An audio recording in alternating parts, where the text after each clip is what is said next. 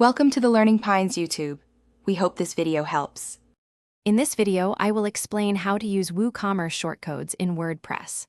Shortcodes are powerful tools that let you embed specific WooCommerce content directly into your pages, posts, or widgets.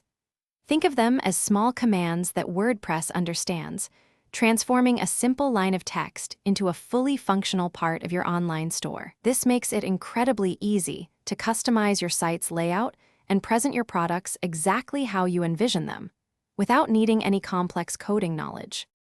Let's look at some essential WooCommerce shortcodes you'll use frequently. The product shortcode is incredibly versatile for showcasing your items.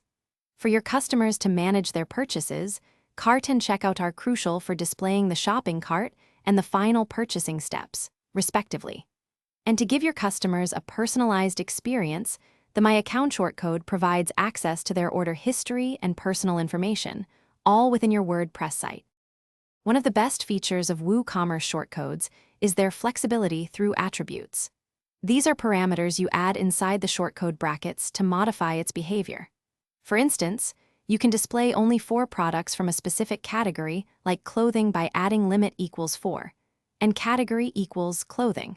You can also define how many columns your products appear in, or even sort them by price or popularity. This level of customization allows you to tailor your store's presentation exactly to your needs. Now that you know what shortcodes are and how to customize them, let's talk about where to place them.